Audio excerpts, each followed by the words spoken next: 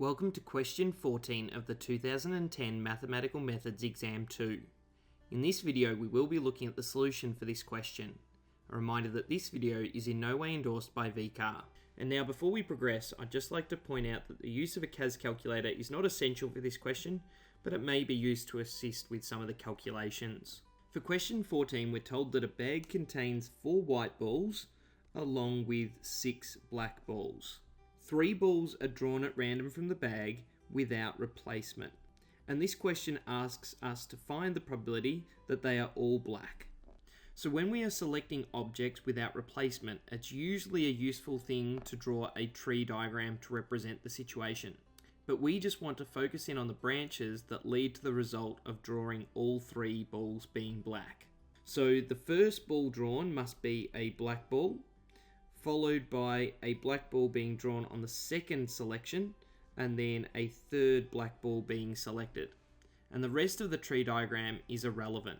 So the first time we select a ball, we know that there's 6 black balls out of a total of 10. And then the next time, there's only 9 balls left, and as we've selected a black, there's only 5 black balls remaining rather than the 6 we started with. And then by the third selection, we've only got 8 balls to select from, and only 4 of those are black. So therefore, the probability of drawing 3 black balls in a row, so B followed by B followed by B, is going to equal the product or the multiplication along this branch.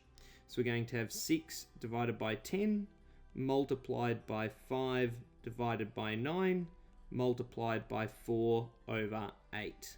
And you could go and multiply that through and simplify it down, but this is where we could use a calculator to just help speed things up.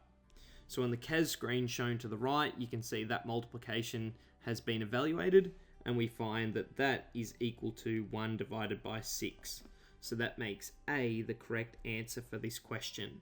And then from the examiner's report, we can see that this question was well done, with just over 80% of students getting this question correct.